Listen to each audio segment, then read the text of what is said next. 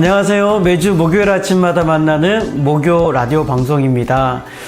이제 이 멘트도 몇 번 남지 않았네요. 아쉬운 마음, 또 시원섭섭한 마음속에 있는데 여러분들 어떠신가요? 이제 몇 주 남지 않은 목요 라디오 방송 좀 열심히 청취 또 시청해 주시고요. 또 필요한 부분들 함께 나눠주시면 마지막까지 풍성하게 잘 마무리하도록 하겠습니다. 오늘 박민아 권사님과 함께하는 북토크 시간인데요. 그 전에 사연을 보내주신 분이 있어서 제가 잠깐 소개하고 영상을 만나도록 하겠습니다. 익명으로 보내주셨어요. 목사님, 이유를 정확히 알 수 없는 불안감에 갇혀 있을 때 그 불안함이 쉽게 진정되지 않아 말씀을 읽어도 집중이 안 될 때 그 어느 누구와도 쉽사리 이유 모를 진정되지 않는 심정을 나눌 수 없어 기도의 자리에 털썩 앉으면 한없는 오열과 눈물만 쏟아질 뿐 차근차근 하나님과 대화를 하거나 다른 이들 위해 기도할 마음의 여유조차 잃어버렸을 때 하나님은 이런 저의 오열과 눈물만으로도 저도 모르는 저의 마음을 아실까요? 이럴 때 저는 어떻게 해야 할까요? 목사님도 그런 적 있으신가요? 익명으로 보내주셨어요. 제가 누군지 정말 알 수 없는데 안다면 꼭 안아드리고 싶어요. 괜찮다고. 하나님 아신다고. 그렇게 꼭 안아드리고 말씀드리고 싶어요. 그렇게 질문하셨죠? 저도 모르는 저의 마음 하나님 아실까요? 오열과 눈물만 쏟아내고 있는 제 마음 하나님 아실까요? 하나님 아시죠. 하나님은 다 아십니다. 하나님께서 오늘 이 사연을 보내주신 분에게 이렇게 말씀해 주실 것 같아요. 내가 너를 잘 안다. 너의 눈물도, 너의 아픔도, 너의 고민도, 너의 생각도, 너의 마음도 내가 너무나 잘 안다. 걱정하지 말라고, 염려하지 말라고 그렇게 꼭 말씀해 주실 것 같아요. 저에게도 이런 경험이 있냐라고 물으셨잖아요. 저도 많습니다. 비록 살아온 시간은 길지는 않지만 제 인생의 여정을 뒤돌아보면 이런 암흑과 같은 시간, 하나님 정말 계실까라는 질문, 의심이 드는 순간도 참 많았답니다. 그럴 때 늘 한결같이 하나님은 저에게 이렇게 말씀해 주셨어요. 내가 너 아빠잖아. 내가 너를 낳았잖아. 내가 너를 불렀잖아. 걱정하지 마, 후이라. 염려하지 마. 내가 너와 함께 할 거야. 이 믿음, 이 확신 때문에 지금 제가 여기까지 크리스천으로서의 삶을 살아오지 않았을까라는 생각을 하게 됩니다. 아마 이 사연을 보내주신 분 외에도 이 방송 보시는 분들도 너무 공감하는 마음을 가지고 계신 분들도 있을 것 같아요. 혹시 동일한 마음을 가지고 있는 분들이 있다면 하나님께서 내가 너를 잘 안다고, 걱정하지 말라고, 염려하지 말라고, 내가 너와 언제나 함께 한다라는 이 하나님 아버지의 마음을 마음 깊은 곳에 새겼으면 좋겠어요. 그리고 기도가 나오지 않을 때는 여러분 억지로 기도할 필요 없어요. 그냥 하나님 힘들어요. 하나님 내 마음 아시죠? 이렇게만 외쳐도 하나님 우리 너무 잘 아시고 우리의 마음을 하나님 충분히 위로해 주신답니다. 오늘 조금 이제 이 영상 뒤에 박민아 권사님과 함께 나눴던 이 책 소개 시간이 이 사연을 보내주신 분에게 큰 위로가 되었으면 좋겠고요. 이 권사님과 나눴던 인터뷰 시간 제일 끝에 찬양 한 곡을 제가 붙여드릴게요. 내가 너를 잘 안다 라는 찬양인데요. 그 찬양으로 위로함이 되었으면 좋겠습니다. 그러면 우리 박민아 권사님과 함께하는 북토크 시간 함께 만나러 가볼까요? 네, 안녕하세요. 매주 목요일 아침마다 만나는 목요 라디오 방송입니다. 오늘은 우리 박민아 권사님과 함께하는 북토크 시간으로 함께 만났는데요. 우리 스튜디오에 오신 박민아 권사님 소개합니다. 권사님 안녕하세요. 안녕하세요. 박민아입니다. 잘 지내셨죠? 더 활기차게 인사 한번 부탁드립니다. 활기찬 거 아니었나요? 그랬나요? 아, 이게 목소리가 올라가야 되나? 아니면? 아, 그렇죠. 예. 저희가 또 권사님 우리 네. 마지막 방송이에요. 그러게요. 이제 마지막 방송이라 독특해. 들었습니다. 네. 아, 시원섭섭하시죠? 예, 정말 시원섭섭. 시원섭섭. 오랫동안 작년에 수고 제가 많으셨습니다. 우리 네 분의 게스트를 모시고 방송해야겠다 네. 생각하고 네. 권사님 북토크 해주시면 좋겠다 생각했는데 흔쾌히 응해주셔서 너무 감사해요. 감사했어요. 저도 감사드립니다. 예, 그리고 많이 배웠어요. 많이 권사님 나눠주신 거 통해서 정말 많은 성도님들이 생각을 참 많이 하시고 저에게 얘기를 참 많이 해주셨거든요. 많이들 좋아해 깊은 주셔서. 공감도 있었고. 네, 의외로 책도 많이 찾으시고 또 피드백도 주셔서 이렇게 준비하는데 되게 많이 힘이 됐었어요. 권사님도 기뻤죠? 아, 그럼요. 네. 별거 아닌 거라고 저는 생각을 했는데 왜 호수에 돌 하나 던졌는데 그 파장이 막 가는 거가 그러니까요. 저한테까지 그 파장이 오는 것 같은 느낌이 들어서 되게 기쁘고 또 허투루 준비하면 절대 안 되겠구나 하는 마음이 또 들었고 그때마다 또 이렇게 하나님께서 주시는 그런 영감 그런 것들이 있어서 나누는 거가 되게 굉장히 이렇게 수월하게 나눴던 것 같아요. 네. 그래요. 그 마음으로 오늘도 아마 준비하셨을 텐데. 네. 그래서 오늘 소개해줄 책은 어떤 책이에요? 4월에 네.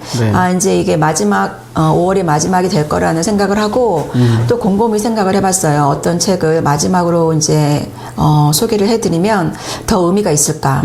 근데 제 마음에 딱 그냥 왔던 것은 이청준 작가의 당신들의 천국. 이라는 책입니다. 우리들의 천국이 아니고 네, 당신들의 천국. 당신들의 이 책입니다. 천국. 네. 많은 성도님들이 읽어보셨을 수도 있어요. 네. 굉장히 제가 다시 한번 오래된 부탁드리겠습니다. 책이라서. 문학과 지성 네, 소설 명작선 이청준의 그쵸. 당신들의 왜 우리들의 천국이 아니고 당신들의 천국이지? 그게 그게 화두입니다. 네.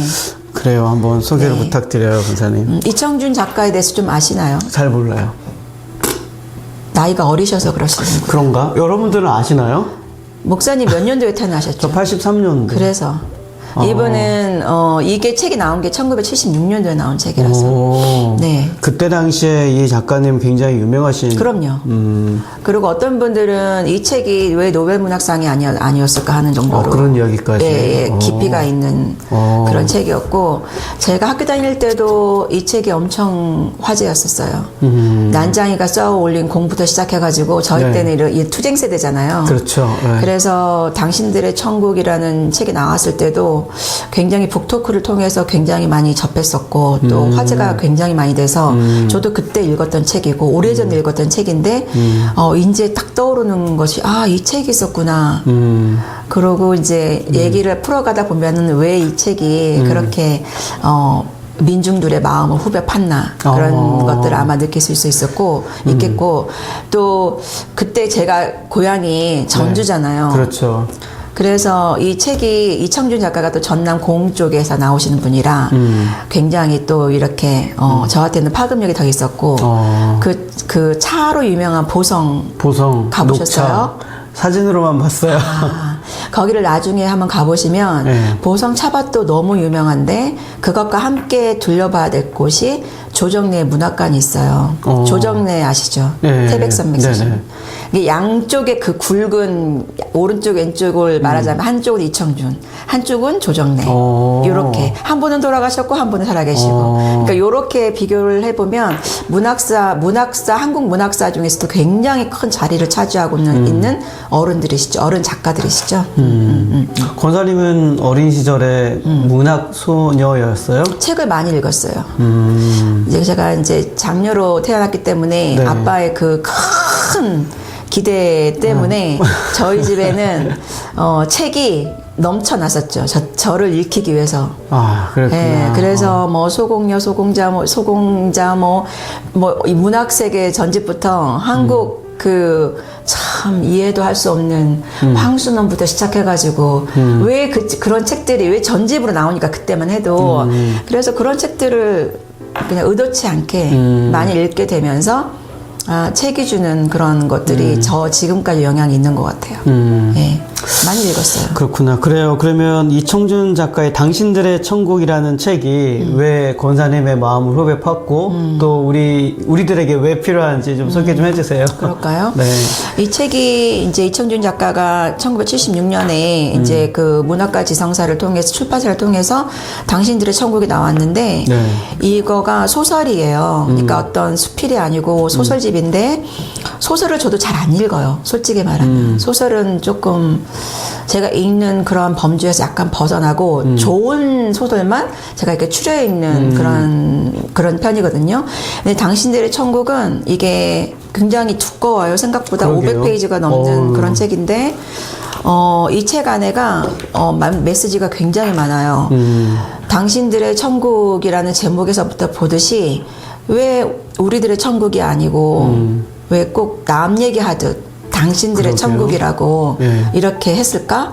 거기서부터 이제 이게 제 의문이 시작이 됐었고, 어렸을 때 읽었던, 제가 대학 때 읽었던 그 느낌과 지금 제가 반세기를 또 살면서 또 다시 한번 읽었던 느낌이 또 다르더라고요. 그리고 크리스찬으로서 제가 네. 이제 이게 제자가 됐잖아요. 그렇죠.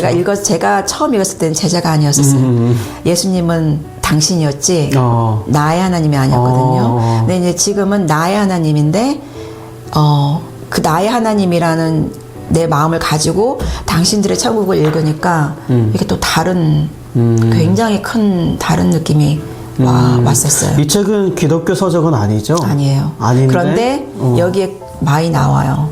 그 작가가 뭐라고 쓰냐면 나는 크리스천이 아니고 기독교인이 아니지만 당신들이 원하는 그 천국의 이미지가 하나님께서 그걸 분명히 당신들의 기도로 들어줄 거다. 이제 이 제목이 거기서 이렇게 나와요. 그런 것들이. 근데 내용을 보면 기독교의 이미지가 어떤 이미지여야 된다는 거가 여기에 안에 나와요. 왜냐면 천국이라는 거는 그렇죠. 뭐 이렇게 평상인들이 평범한 사람들이 쓰는 단어가 아니잖아요. 그렇죠. 기독교인들 네. 또 그 공동체 안에서 쓰는 단어가 또 천국이라는 이미지가 있기 때문에 맞아요. 기독교 서적은 아니지만 크리스천이디가 어떤 크리스천이 돼야 되는 건지를 베이스로 잔잔히 쫙 깔고 있는 책 전체를 깔고 있어요. 그래서 그렇게 한번 읽어보시면 거리감이 없으실 거예요.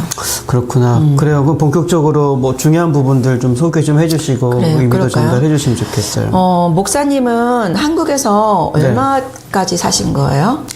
몇 살까지 살았냐고요? 27세까지? 27, 저랑 네. 거의 비슷하네요. 저도 28대까지 거기 있었으니까, 한국에 있었으니까. 그러면은, 그, 소록도라는 거를 혹시 들어보셨나요? 들어봤어요. 네. 어떻게 들어보셨어요? 소록도 섬 아닙니까? 섬이죠. 네. 네. 누가 사는 섬이지? 누가 살죠, 거기 안에? 소록도에 그 좀 어려우신 분들이 살지 않아요? 나병 환자들. 그렇죠. 나병 환자. 예전에. 그러니까 왜, 나병이라는 거는, 성경에 뭐 문둥병 이런 문둥병인데, 꼭 무슨 이렇게 불가촉 천민처럼 그렇죠. 우리하고는 절대 섞일 수 없는 그런 무서운 천병을 하늘이 내려준 그런 질병을 가지고 산 그 사람들은 우리와 같이 살 수 없다. 그래서 한국에서는 소록도라는 소록도가 그 의미가 작은 사슴 모양을 가진 섬이라고 해서 소록도라고 지어놨어요. 그래서 전남 고흥 쪽에 가면은 네. 거기에 그 소록도라는 그 섬에 지금 현존하고 있죠. 그 섬에 그 당시만 해도 나병이 걸린 사람들을 다 모아가지고 한 곳에다 몰아놓고 거기에서 나오지도 못하고 거기 죽게 만들었죠. 거기서. 그게 일부러 그렇게 만드는 거구나. 그 사람들 모이고. 일제시대부터. 그래서 제가 어렸을 때만 해도 산에 나병 환자들이 종종 있었어요. 일반 그냥 우리 동네에. 네네네. 그래서 여자들 혼자 특히 애들 좋아한다, 뭐 이런 속설도 있었고, 그래서 산에 절대 혼자 못 가게 했고, 저도 지금도 기억나는 게 절대로 혼자 어디 산 근처에 가지 마라. 왜냐면 전주가 또 이런 산하고 근접해 있기 그렇죠. 때문에 항상 귀에 이렇게 딱정이 앉을 정도로 들었단 말이 절대 혼자 어디 다니지 말고 산에 가지도 말고. 근데 제가 한번 네. 산에 갔다가 잃어버린 적이 있어가지고 집이 난리가 난 거예요. 근데 이제 무사히 돌아오긴 했죠. 근데 이제 그런 기억을 통해서 아, 나병이라는 거는 굉장히 무서운 사람들이구나. 그런 잠재 의식 속에 내가 절대로 가까이 해서는 안 될 그런 병이구나. 이런 거를 어렸을 때부터 이렇게 세뇌돼, 가스라이팅 돼 갖고 자란 세대예요, 제가.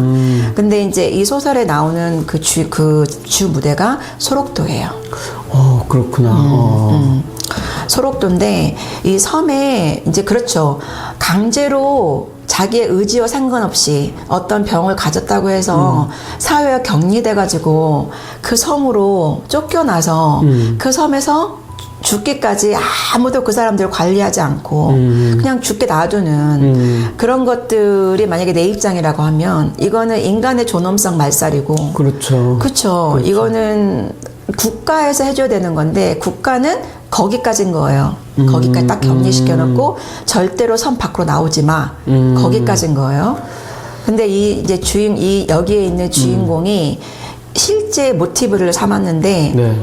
예전에 그 소록도에 그런 분이 계셨대요. 주 뭐뭐뭐 하는 그런 이름을 가진 사람이 8년 동안 이 섬을 낙원으로 만들기 위해서 굉장한 그 자기의 전생, 그러니까 8년 동안의 생애를 온통 쏟아부어서 예수님처럼 그 사람들과 먹고 살면서 그거를 그 낙원을 만들려고 했던 그 삶이 모티브가 되어서 이청준 작가가 그걸 모티브로 해가지고 이 작품이 나온 건데 소록도 안에 이제 어떤 조베컨이라는 대령이 부임을 받아요. 근데 거기 안에는 소록도라는 섬은 나병 환자가 있잖아요. 그러니까 주민들도 있어요, 물론. 그렇지만 그건 굉장히 소수고 대부분 5,000명이 넘는 사람들이 그 나병 환자들이 다 전국 각지에서 다 모아가지고 한 곳에다 놓은 그런 이 안에 있는 소록도라는 섬에 이제 조베컨이라는 육군 대령이 이제 부임을 해오면서 시작되는 이야기예요.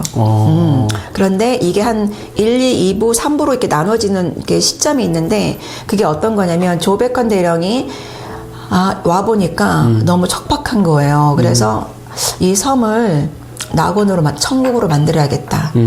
라는 강한 사명감을 가지고 와서 이제 이 나병 환자들하고 겪으면서 나병 환자들은 이 조베컨이라는 대령이 오기 전에 이미 너무나 많은 상처를 받았어요. 왜냐하면 국가에 의해서 상처를 받았죠. 그렇죠. 그리고 사회로부터 격리되었죠. 그렇죠. 그리고 그 전에 왔던 주원장이라는 사람이 하나 있었는데 네. 그 사람은 일제시대에 이제 온 거예요. 그래가지고 몇십 년을 그 섬에 있으면서 나도 이 섬을 낙원으로 만들어야겠어. 그런 포부를 가지고 왔긴 했지만 그 낙원이 누구를 위한 낙원이냐 나중에 보니까 본인을 위한 낙원이에요. 그러니까 문둥병 환자들이 그 낙원을 만들기 위해서 손이 썩어질 정도로 일을 하고 곡괭이와 삽을 들고 그 낙원을 만들었어요. 예를 들어 옛날 거기 섬에 보면은 지금 주민들이 살고 있는 곳과 나병 5,000명들이 살고 있는 곳을 따로 떼어놨어요. 그리고 그 사이에 비무장지대로 뭘 만들었냐면 공원을 하나 예전에는 없던 그 공원을 만들어야겠다. 아름다운 공원, 하이드파크 같이 정말 아름다운 공원. 그렇지만 거리가 있어야 돼. 그래서 그 소록도 안에 그 사이를 띄워놓는 그 공원을 이 일제시대 때 들어왔던 주원장이 그 문둥병 환자들을 도구로 삼아서 그 아름다운 공원을 만들어요. 근데 그 공원에는 솔직히 누가 갈 수 있냐? 문둥병 환자들은 못 가요. 못 가요. 외부에서 손님이 오거나 또 여기 지금 일반적으로 살고 있는 주민이 들어갈 수 있는 거지. 그 사이에 있는 그 비무장지대 같은 그런 그 중앙공원이라고 하거든요. 중앙공원은 오히려 문둥병 환자들이 다 만들어서 일궈놓은 그곳에는 오히려 문둥병 환자는 못 들어가요. 금지시켜놨어요. 그러니까 이게 누구를 위한 낙원을 만들었냐부터 시작하는 그 불신. 문둥병 환자들은 그거 만들 때 우리도 이제는 따뜻한 햇빛이 있을 때는 우리 애들하고 같이 가서 거기서 밥도 먹고 햇빛을 누리면서 다른 사람들하고 같이 교제를 할 수 있겠구나 하는 희망을 가지고 그렇죠. 그 공원을 만들었을 거 아니에요? 네, 그렇죠. 근데 공원이 딱 준공되었을 때는 no way. 빠지라는 거죠. 그리고 다시 그들만의 또 세계로 밀어 넣는 거예요. 그래서 이런 그 몇십 년에 걸친 문둥병 환자들이 느꼈을 불신, 그 지도자, 리더에 대한 불신, 또 믿음이 없죠. 거기에 대한 상처, 그런 것이 너무나 이 안에 겹겹이 쌓여 있었던 그렇겠어요. 거예요. 그런 상태에서 조베컨 이 대령이 딱 왔을 때, 아, 나 이 섬을 낙원으로 만들 거야 라고 취임사를 했을 때, 이 5천 명의 이 원생들이 무엇을 느꼈을 거란 말이죠. 뭘 느꼈겠어요? 또 이상한 소리 하는구나. 그렇겠죠. 예. 그리고 또 우리 이용해 먹겠구나. 그렇죠. 이렇게 딱 그 생각이죠. 일대 원장이 그거를 중앙공연을 하면서 그 간척사, 그러니까 그 앞에 선착장도 이 문둥병 환자들을 다 동원해서 만들었어요. 그러니까 정말 이분들의 그 헌신은 말로 다 할 수 없는데 마지막에 또 하지 말아야 될 걸 뭘 만들었냐면 그 주원장, 일대 주원장의 동상을 또 건립해요. 아이고.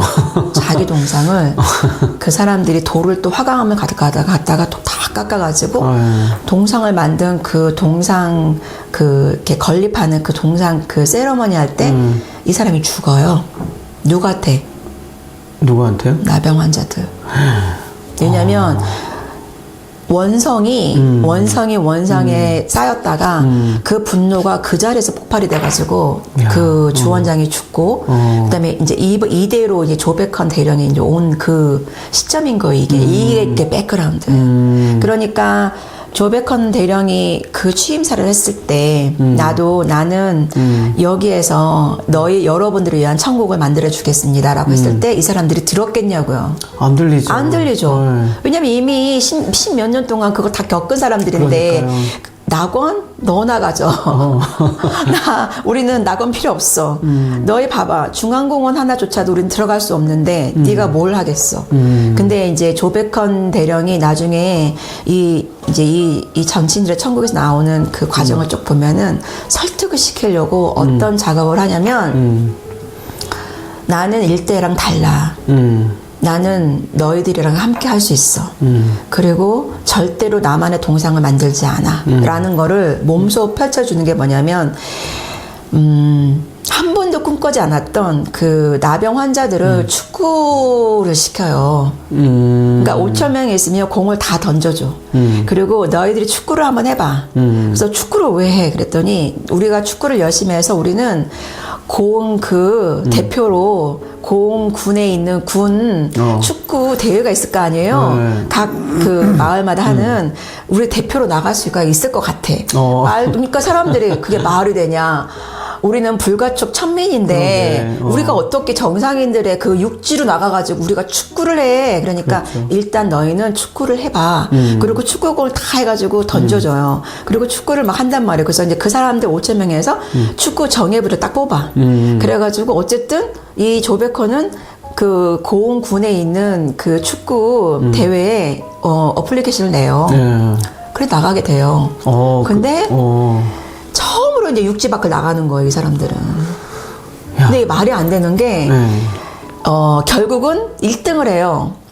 그래요? 왜 1등을 하는 줄 알아요? 왜 그랬어요? 공이 오잖아요? 그러면 서로 안 가려고.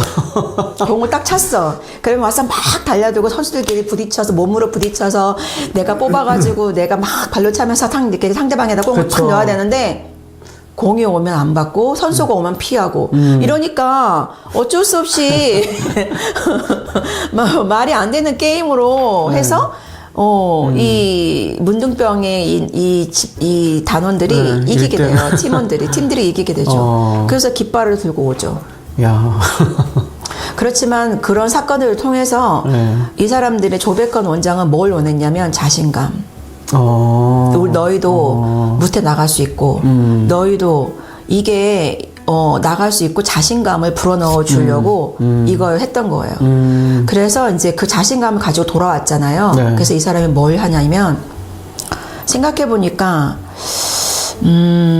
먹고 사는 거가 해결이 되잖아요. 자급자족 하려면. 그런데 이 안에서 너무 궁색한 거예요. 그래서 간척 사업을 해야겠다. 그럼 그게 뭔 놈이에요? 간척 사업은 바다를 육지로 메꿔야 돼. 그렇죠. 그거를 누가 해? 그 어마어마한 일을? 300만 평을 300평도 1000평도 아니고 300만 평. 왜냐면 바다니까 내가 그쵸. 원하는 만큼. 그런데 바다를 메꾸려면은 어마어마한 포크레인과 뭐가 있어야 되잖아요. 그쵸. 막 돌덩이도 막 넣어야 되고. 그걸 하자는 거지. 그래서 그걸 간척을 해서 너희의 땅으로 만들어서 너희가 벼를 심던 밭에다 뭘 심던 너희 안에서 간척할 수 있는 그 간척지를 우리가 만들자. 이게 이 조베컨의 대령의 그 아젠다였던 거예요. 근데 원생들이 그거를 안 하려고 하죠. 아무리 자신감, 그 축구를 통해 자신감을 얻었지만 그걸 통해서 그 원생들은 안 들어요. 왜냐면 해봤잖아 이미. 그렇죠. 해봤죠. 그렇죠. 간척지가 아니라 그 앞에 선착장 만들었죠. 공원 만들었죠. 그 길 다 만들었죠. 왜? 포후 외부인들을 위해서. 예. 그래서 그것을 상처 때문에 이 사람이 문을 안 열어요. 이 원생들은. 그렇겠어요. 그렇지만 이 조베컨 대령이 그 헌신적인 그런 태도 때문에 이 사람들의 마음이 하나씩 벗겨지면서 그래? 하자. 그래가지고 이제 하게 돼요. 정말로 부어도 바다는 안 메꿔줘요. 그러게. 부어도. 생각해보면 성한 사람도 하기 힘든데 어떤 무슨 이렇게 장비가 있는 것도 아니고 그래서 너무 힘든 일을 이제 하기 시작하는 거예요. 그래서 정말 밤낮을 가리지 않고 이걸 하는데 어느 날 이게 이제 눈에 육지가 보기 시작하는 거예요. 그게 몇 년이 지나서. 근데 어느 날 한국에 큰 태풍이 와가지고 태풍이 바다 그 섬을 이렇게 공략을 하면서 자기가 그 보이던 그 땅이 싹 다 쓸려 내려가요. 그러니까 그런 고난이 겪는데 이제 왜 그런 거 있잖아요. 어떤 게 이루어질만 하면 내가 저걸 테이크오버 해볼까 하는 그 욕심들 있죠. 그렇죠. 국가에서 그걸 보고 우리가 하겠어. 아이고. 너 조베컨 너는 마산으로 가. 전임 발령을 내는 거예요. 10년 있다가. 그러니까 원생들은 또 이게 놀아나는 것 같은 느낌이 그렇죠. 또 들잖아요. 맞아요. 그래서 굉장히 마음이 급했어요. 조베컨 대령이. 왜냐면 자기가 떠나기 전에 내가 이 간척지를 만들어 놓은 거를 보고 싶어. 원생들이 그래도 자립할 수 있는 것들 내 눈으로 보고 싶어. 우리도 왜 그 복음을 전할 때 왜 이 사람이 복음에 들어가서 잘하는 것을 보고 싶어 하는 그런 욕심이 있잖아요. 그렇죠. 예. 근데 성경에는 뿌리기만 하라고 하잖아. 맞아요, 또. 그쵸? 맞아요. 근데 조베컨 대령도 이게 복음이 되는 거를 보고 싶은 거예요. 그러니까 이게 이 간척지가 탁 되는 걸 내가 떠나기 전에 보고 싶어서 막 재촉을 했어. 근데 거기서 원생들이 반발이 나. 너도 옛날 일대 주원장 같이 너만의 동상을 만들려고 했던 건 아니었나? 그래서 이 사람도 상처를 받죠. 그래서 어쩔 수 없이 되고 있는 그 ING 상황에서 이제 마산으로 부임받고 떠나는 게 2부까지예요. 3부는 네. 이제 그 5년 동안에 이 사람들이 뭘 했겠어요? 마지막을 결론을 지어야 되잖아요. 그렇죠. 그래서 또 해요. 해서 간척지를 만들어요. 그리고 국가가 개입하지 않도록 탄원서를 써서 우리가 하겠다. 이건 우리 땅이다. 그래서 국가가 빠지게끔 만들고 간척지가 이제 새로 형성이 되고 이제 그 사이에 마산에서 새로 부임받은 조베컨 대령은 마산이 생각이 나는 게 아니라 소록도 이 천영의 병을 가진 이 소록도 원생들이 너무 생각이 나는 거야. 그래서 5년을 여기서 마치고 그냥 관둬요. 그리고 날아서 소록도로 한 시민으로 들어와. 그냥 평범한 시민으로. 봤더니 와봤더니 이게 간척이 되어 있어. 그리고 이제 그 사이에 자기가 있었을 때 문둥병인데 음성 환자를 받은 주민이 있어요. 그리고 이제 밖에서 이제 볼런티어로 자원봉사를 하러 들어왔던 여인이 있어. 그 여인하고 둘이 너무 좋아해가지고 가족의 반대가 너무 심했죠. 그렇죠. 그렇지만 이제 그 결혼을 하게 됐단 말이에요. 그래서 이 조베컨 대령이 그 주례를 하러 딱 이제 그게 이제 마지막 씬인 거예요.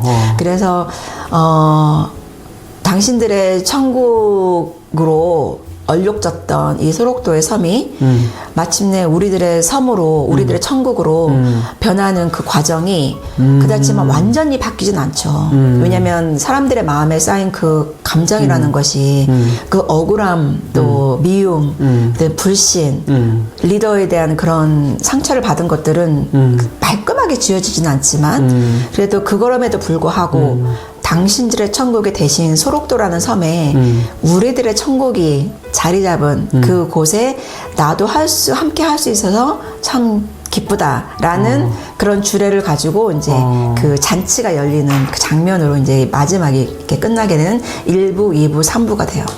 굉장히 그 사람들의 심리 상태에 대해서 굉장히 잘 표현을 해놨어요. 아, 불신이 됐을 때 어떤 불신이 어떤 걸 낳는구나. 그리고 이 여기서 화두는 당신들의 천국이 우리들의 천국으로 변하려면 뭐가 필요하나 요거에 어떤 기자가 여기서 다 몰래 들어와가지고 취재를 하면서 이제 인터뷰를 하는데 거기 나오는 게 우리들의 천국이 되려면 자유가 있어야 되고 그 자유를 깔고 있는 건 사랑이다. 자유와 사랑의 쌍두마차가 없으면 우리들의 천국은 절대 생길 수가 없다. 당신들의 천국이 된다. 남의 천국이라는 거죠. 그래서 자유와 왜냐하면 자유가 없었기 때문에 이 사람들은 못 나갔던 거잖아요. 그렇죠. 자유가 있어야 되고 그다음에 그 자유는 그냥 있는 자유가 아니라 내 안에 충분한 이 사람을 향한 사랑 그 사랑을 가지고 그 마음을 가지고 있어야 자유가 형성이 되고 그 사랑과 자유가 이렇게 찬찬히 뿌리내릴 때 당신들의 천국이 우리들의 천국으로 변할 수 있다. 물이 포도주가 되는 것처럼 그렇게 화학적인 변화가 확 일어날 수 있다는 거가 이 책의 전반적인 줄거리예요. 그리고 참 좋더라고요. 이게 지금 소설인 거죠? 소설이에요. 그게 진짜 실제 이야기처럼 실제 이야기를 모티브로 해서 떠놓은 거죠. 근데 이제 Q&A 해볼까요? 네. 지금 이 소록도라는 섬이 실존할까요? 지금 실존하지 않습니까? 네, 실존합니다. 예, 실존합니다. 실존합니다. 네. 그리고 또 뭐가 있을까요? 진짜 그 간척 사업 진짜 한 거예요? 네. 진짜 네, 이야기구나. 진짜 이야기예요. 그리고 자원봉사가 굉장히 많아요. 많이 들어가고 그러면 그 안에 있는 소록도의 주민이 지금 한 1,000명 정도 남아있다고 하는데 그 사람들은 지금 양성 환자가 대다수일까요? 음성 환자가 대다수일까요? 아니면 그 병이 없을까요? 그러게요. 안전하게 반반 해볼까요? 반반? 지금 음성밖에 없습니다. 그래요? 왜냐면 이게 한센병이라고도 하잖아요. 이제는 그렇죠. 문둥병이라고 안 해요. 맞아요. 예. 왜냐면 그거는 우리가 맹인이라고 이제 안 부르잖아요. 그렇죠. 예. 시각장애인이라고 하죠. 그럴 것처럼 텀이 바뀌었어요. 단어가 바뀌면 내 안에 어떤 단어가 바뀌잖아요. 그러면 그 사람을 대하는 태도도 달라져요. 그렇죠. 그래서 맞아요. 문둥병이란 나병이라는 그거 대신에 이제는 한센병 환자예요. 근데 한센병이라는 건 왜 생겼냐면 왜 그렇게 불렸냐면 닥터 한센이 1871년대인가 그때 그 나균에 있는 그걸 현미경으로 보다 보니까 이게 나병이 이게 있구나라는 걸 처음으로 발견한 사람이 닥터 한센이에요. 그래서 한센스 디지즈라고 해서 그거를 따서 이제는 한센병으로 불리고 지금은 99% 치유가 돼요. 왜냐면 약이 개발이 됐고요. 네. 림파핀이라는 약도 있고 그 다음에 하나만 먹어도 이게 싹 치유가 되는 그런 게 있어요. 그래서 더 이상의 이게 천연의 질병이 아니에요. 그렇지만 왜 음성이 그대로 있냐? 이거는 그 질병을 가졌었던 때가 있잖아요. 그래서 눈썹도 다 지워지고 얼굴이 일그러져 있고 손과 발가락이 없는 그 사람들은 비록 지금 음성이지만 그 섬에 살고 있어요. 천여 명의 사람들이. 질병이 이렇게 퍼져나가진 않아요. 그렇지만 그 증거들이 있잖아요. 그래서 음성을 가지고 살고 있는 그 한센병 환자들이 지금 소록도에 그대로 있다는 거죠. 그렇구나. Q&A. 네. 그러면 만약에 목사님께서 그 섬에 나 자원봉사로 그 섬에 가서 한 달 동안 자원봉사를 한번 해볼까? 라는 마음이 있을 수 있잖아요. 저도 그런 마음이 있거든요. 그렇죠. 예? 근데 제일 의문이 드는 게 뭐예요? 갈 때. 혹시 내가 옮을까봐? 그런 생각할 수 있겠죠. 그렇죠. 옮으면 다시 육지로 나올 수 있나? 그렇죠? 그렇죠. 거기 갇혀서 그죠? 지내야 되나? 그죠? 왜냐면 우리가 코로나를 겪어봐서. 맞아요. 그죠? 예. 이게 무서운 질병 아닌가? 근데 제가 아까 말씀드렸듯이 99%가 치유가 되잖아요. 예. 오래된 만약에 거기에 신부님이 사셨어요. 한동안 돌아가셨죠. 나병 환자들하고 오랫동안 사셨던 신부님이 장기간 그분들하고 노출이 됐을 때는 이게 생길 확률이 있어요. 노출이 됐을 때는. 왜냐하면 이게 감염이 될 수는 있죠. 그렇지만 이제는 제가 말씀드렸다시피 99%가 질병이 치유가 되잖아요. 그래서 그런 걱정은 전염이 안 된다. 그러고 그러면 저 사람들하고도 결혼을 할 수 있나? Yes. 왜냐하면 성적인 거하고도 오히려 에이즈가 더 위험해요. 에이즈는 침으로도 걸릴 수 있고 네. 성적인 걸로도 걸릴 수 있잖아요. 이건 성적인 걸로도 안 걸려요. 유전도 안 되고. 돼요. 근데 만약에 결혼을 해서 내가 애를 가졌어. 그럼 그 애는 어떻게 될까요? 그러게요. 그게 걱정될 그쵸? 텐데. 우리 애니까 네. 안 걸려요. 태반을 통해서 그러니까 이게 참 그러니까 오류인데 임신 중에 내가 애를 가지고 있는데 술을 마시잖아요. 네. 술은 100% 가요. 태반을 통해서 바로 가요. 그래서 술은 굉장히 위험해요. 그 케미컬이라는 술을 마셨을 때 그 필터링을 해줘야 되는데 네. 태반은 필터링 못 해요. 그런데 아세요?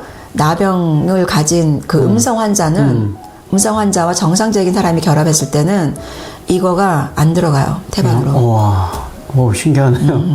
그래서 그런 오히려 그러니까 이 사고방식이 전환이 돼야 돼요. 그러게요. 그렇게 생각 못 하시는 분들이 참 많을 것 같아요. 그럼요. 지금까지. 그래서 오히려 옆에서 술을 마시는 사람 우리가 걱정해야 되는 거지. 그러게. 그 사람들하고 내가 접촉했을 때가 이거가 아니에요. 그래서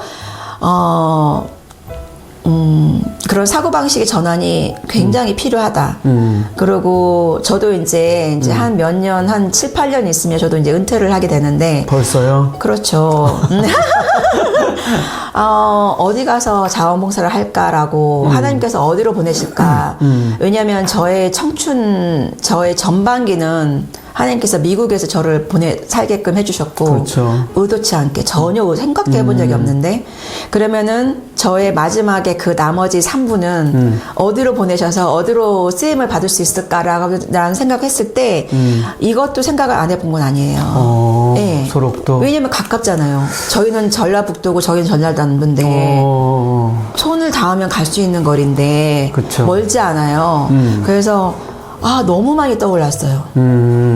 소록도라는 것이 잊고 지냈던 그리고 최근에 어떤 수도사님이 돌아가셨으면서 우리하고 인종도 다른 분도 그 소록도에 와서 30년 이상을 그렇게 하시는데 너무 부끄러운 생각도 들었고 우리는 한국 사람인데 그렇죠. 말이 안 통하는 것도 아닌데 어떤 그런 전형적인 오류에 의해서 사고방식이 내가 갇혀있지 않았나?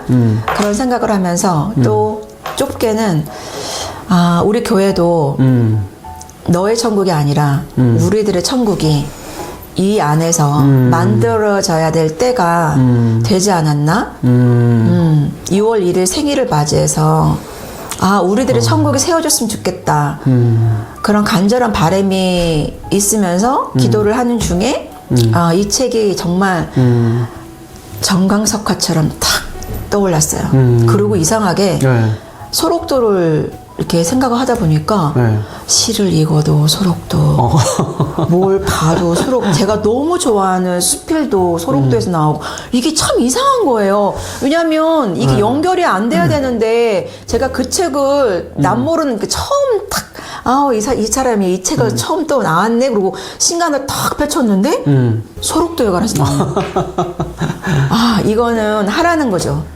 그러게 진짜 나누라는 권사님 얘기. 이야기하신 것처럼 인생의 1, 2, 3부로 따지면 앞으로 3부의 인생을 하나님께서 또 원하시는 게 있지 않나는 생각도 드는 시점이네요. 그죠. 또. 우리 교회도 이제는 교회도. 그렇죠. 50년이면 이제 2부가 끝나고 나머지가 이제 3부가 시작이 돼야 되는데 너무 교회가 막 파도가 너무 많이 몰아쳤잖아요, 저희한테. 그렇죠. 그리고 그 파도에 휩쓸리다 보니까 저희가 하나님께서 주시는 그 빛을 우리가 어떤 빛인지를 우리가 혼동하고 정말 그 등불 아래에 있는 그 빛만 보고 우리가 나가야 되는데 어떤 너무나 큰 걸 바라지 않았나? 근데 그 빛이 무엇일까? 우리한테 던져지는 하나님의 빛이 그 비전이 뭔가라고 찾아야 되는데 우리가 그걸 너무 소홀히 하지 않았나? 왜냐면 파도에 너무 휩쓸렸다 보니까 그렇죠. 이제는 정신을 차리고 하나님의 빛을 찾아야 될 때고 저는 그거라 생각했어요. 우리들의 천국이다. 우리들의 천국을 이 땅에서 우리가 살아가는 동안에 만들어야 되고 우리가 어디로 걸음을 내딛던 우리들의 천국이 당신들의 천국, 남의 일이 아니라 불구경하듯이 그런 천국이 아니고 내 안에 우리와 함께 있는 공동체, 내 옆에 있는 사람하고 같이 천국을 만들어야 된다. 설마 리더에 대한 불신, 하나님에 대한 불신이 있을지라도 회개하고 깨끗이 접고 다시 백투 베이직으로 나가서 우리가 다시 시작하자. 그런 의미로 제가 당신들의 천국이라는 거를 가져왔습니다. 500페이지 되는 이 책을 네. 아주 일목요연하게 마음에 그랬나요? 좀 크게 이렇게 두서없이 정하지 아니요. 너무 그랬어요. 저는 들으면서 진짜 실제로 물론 이제 실제 모티브긴 하지만 실제로 일어나는 일을 듣고 있는 것처럼 굉장히 그랬나요? 생생했어요. 예. 읽고 싶어지죠.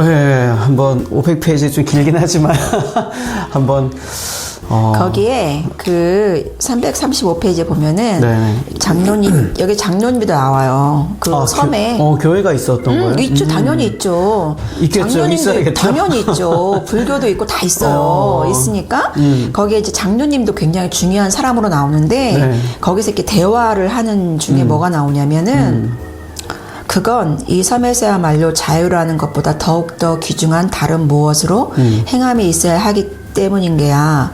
자유보다 더 귀하고 값진 것이 무엇인고 하니 그게 바로 사랑이거든. 이 섬에선 자유보다 사랑으로 앞서 행했어야 한다는 말씀이야. 왜냐면 이게 자유와 사랑이 딱 나와요. 나와요. 계속 나와요. 이렇게. 그래서 참 읽어보면은 참 좋겠다는 생각이 너무 많이 들고, 이 제 책이에요. 도서관에 있어요? 없어요. 제가 이렇게 전해드리고 갈 테니까. 네. 알겠습니다. 네. 너무 감사하네요. 네. 어떤 느낌이 들으셨나요? 이게 자연스럽게 한번 확인하는 거예요. 근데 괜찮아요? 네. 아주 자연스럽습니다. 네, 혹시 녹화가 안 되고 있는지 확인한 거고. 저 사실 질문? 어제 권사님 한 분이랑 이야기를 나눴는데 그게 자꾸 막 머리에 떠올라요. 사실 우리가 이제 6월 1일 6월 첫 주 생일 우리 교회 50주년 예배를 준비하고 있잖아요. 그러면서 그때 영상을 하나 준비하고 있는데 우리 교회에서 시작될 때부터 함께 하셨던 분들 몇몇 분들 인터뷰를 잠깐 하고 있어요. 그 권사님 한 분이 인터뷰 하시고 제일 마지막에 이 얘기를 하시더라고요. 본인들은 그렇게 생각하는데 지금 우리 교회 멤버로 있는 우리 교회 식구들 모두가 젊은 가정부터 우리 모든 사람들이 우리 교회를 우리 교회라고 생각했으면 좋겠다고.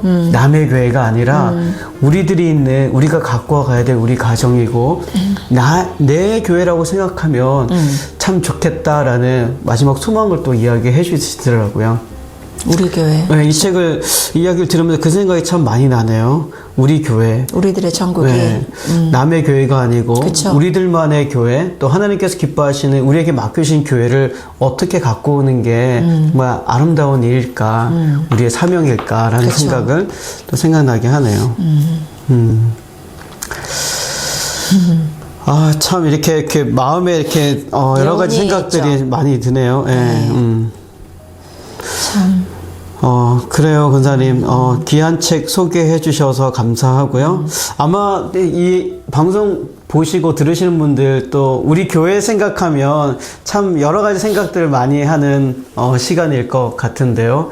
여러분 이 책 도서관에 있다고 하니까요. 권사님 개인 책을 아니에요. 개인 책이었는데 이거를 제가 올렸어요. 기증하시는 왜냐면 거구나. 예전에 이거가 책이 너무 좋아서 이 책은 좀 많이들 읽으셨으면 좋겠다. 그래가지고 이거를 올렸죠. 아유 감사합니다. 여러분 책 한 권밖에 없으니까요. 선착순 제일 먼저 읽으시고 바로 리턴해 주시면 다른 분도 읽으시면 좋을 것 같아요. 너무 좋을 것 같아요. 아 귀한 책 소개해 주셔서 감사하고요. 마지막으로 우리 오늘 북토크 마지막 시간인데 그동안의 회원도 한번 이야기해 주시고 또 마지막 마무리 인사해 주시면 좋을 것 같아요. 회화는 없어요. 회원 없어요.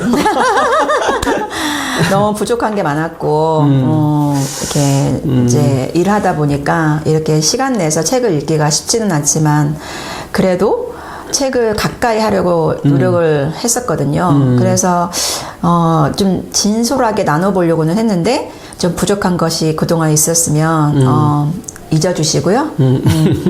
잊어주시고 정말 우리 교회에서 우리들의 천국이 하나님께서 소망하시는 천국이 우리들 안에 함께 있어서 정말 기쁘고 이렇게 정말 꿈꾸는 자로서 저희가 다시 리본 하면 그런 간절한 마음이 너무나 들어요. 예. 그래서 기도하고 있습니다. 네. 네, 저는 권사님하고 이 북토크 시간 녹화하고 준비하면서 제가 책이랑 그렇게 친하지는 않은 사람인데 늘 책 읽어야지, 집에 가서 책 읽어야지, 또 의도적으로 그날 저녁에 가서 책을 또 읽어요. 마음에 와닿아서. 진짜로? 그러면서 또 아이들에게도 좋은 유산을 물려주려면 책 읽는 모습을 보여줘야지. 그래서 저에게도 작은 한편으로는 그런 이제 또 도전을 많이 주었던 시간이어서 감사합니다. 감사합니다. 네. 권사님 어머님도 우리 북토크 시간 굉장히 기다리신다면서요? 애청자죠. 딸이 화면에 나온다면서. 그러면 귀를 쫑긋하고 들으시면. 제가 좋은 기회를 하나 드릴게요. 어머니께 한번 인사 한번 하세요. 왜요? 방송 보실 테니까. 아유, 짧게. 엄마. 제가 세상에서 제일 존경하고 사랑하는 우리 엄마. 오늘이 또 마지막으로 북토크 촬영을 하면서 이런 귀한 시간을 주셔서 너무 감사합니다. 엄마 항상 건강하시고 제가 TV에서는 이제 이 화면에서는 마지막이지만 그래도 매주 엄마와 통화하면서 또 엄마 건강 또 확인하며 엄마의 그 건강을 위해서 제가 기도할 테니 정말 건강하게 오래오래 제 곁에 머물러 주시기를 간절히 바랍니다. 엄마 정말로 사랑합니다. 존경합니다. 네, 감사합니다. 정말 아름답네요. 생각해보니까 권사님 어머님도 이 방송 보시고 이슬비 집사님 어머님도 방송을 챙겨보시고 엄마 챙겨보시고 제 아내의 어머님도 그죠? 참 어쨌든 지난 거의 1년 가까이 또 섬겨주셔서 감사하고요. 여러분 이제 목요 라디오 방송 북토크 마지막 시간이고요. 오늘 방송 들으시고 오늘 하루의 여정이 여러분 삶 가운데 정말 행복했으면 좋겠고요. 또 한 주간의 삶의 여정도 하나님 앞에서 정말 여러분들의 마음이 진솔되고 굳건하게 세워져 나가는 귀한 여정 살아가셨으면 좋겠습니다. 네. 그러면 오늘 방송 이렇게 마치면서요. 또 다음 주에는 우리 권혁인 담임 목사님과 함께하는 신앙톡으로 만나도록 하겠습니다. 여러분 감사합니다. 좋은 하루 되세요.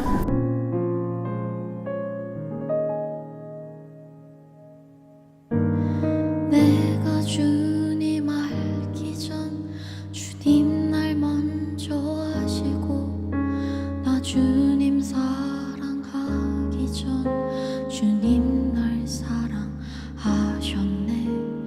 나를 이미 아시고 내 죄 사하기 위하여 그 아들을 보내셨네. 그 아들 보냈네. 살아가는 내 딸아, 내가 너를 잘 안다. 너의 눈물을 안다. 너의 아픔을 안다. 살아가는 내 딸아,